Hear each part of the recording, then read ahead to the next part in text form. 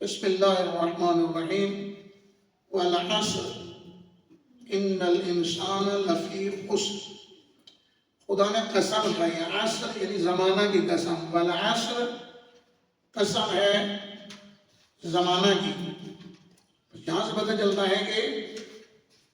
معمولاً خدا بزرگ و برتر عظیم ہستی جب کسی چیز کی قسم کھاتی ہے جس کو خدا نے مورد قسم قرار دیا ہے، سمجھ لینا چاہیے کہ اس کی بہت بڑی اہمیت ہے۔ زمانہ خدا کی نظر میں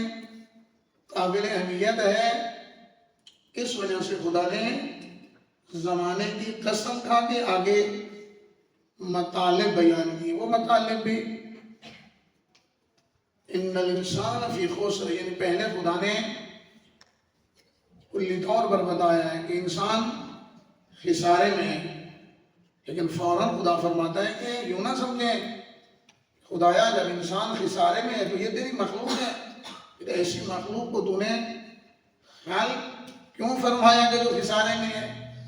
خدا فرماتا ہے نا، میں نے جس انسان کو خلق کیا ہے اس کے اندر میں نے وَهَدَيْنَاهُ النَّجْدَيْنِ، میں نے اس کے اندر دونوں راستے رکھ دیے ہیں، ہدایت کی طرف اس کی رہنمائی کی ہے اور گمراہی سے روکنے کے لیے بھی میں نے اس کو احکامات جاری کیے ہیں۔ لیکن چونکہ اس کو میں نے اختیار دیا، میری مخلوق ہے، اشرف المخلوقات، بنتا ہی تھا وہ انسان کہ جب وہ اپنی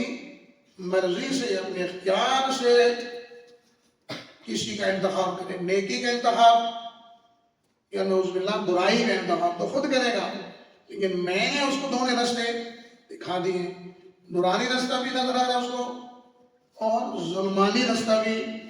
نظر آ رہا ہے۔ اس لیے خدا نے فرمایا اِلَّا الَّذِينَ آمَنُوا وَعَمِلُوا الصَّالِحَاتِ، مگر یہ کہ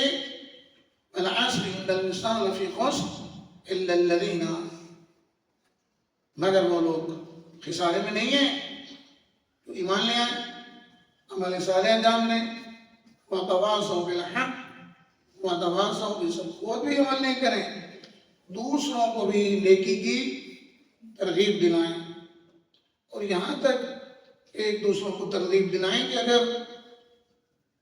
نیکیوں کے دوران سیدھے راستے پر چلنے کے دوران مشکلات پیش آئیں، وَتَوَاصَوْا بِالصَّبْرِ، صبر و استقامت کی تلقین کریں۔ یہاں صبر سے مراد استقامت ہے۔ معمولاً قرآن مجید کے اندر جہاں بھی صبر آیا ہے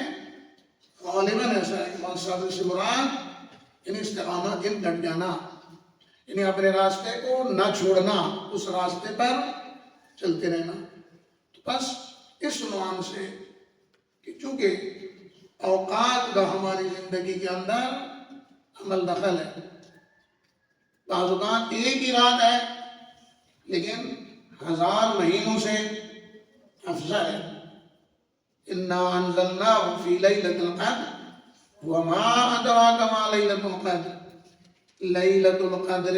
خَيْرٌ مِّنْ أَلْفِ شَهْرٍ۔ عجب، انسان واقعاً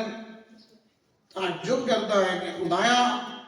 تو کتنا عظیم مہربان ہے کہ بعض اوقات انسان کو خدا اگر کم عمر بھی دے پھر بھی خدا کہتا ہے کہ یہ میرا بندہ محروم نہ رہے، ایک رات ایسا عمل کرے جو 1000 مہینوں سے افضل قرار پائے۔ تو بعض عمل ایسے عمل بظاہر چھوٹا سا ہے لیکن اس کا اجر و ثواب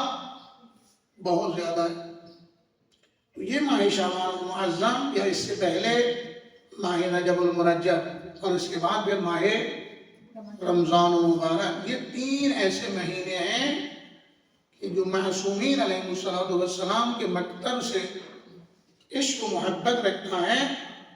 اس کو پتہ چلے گا کہ یہ خدا نے ہمارے لیے کتنا اہتمام کیا ہے۔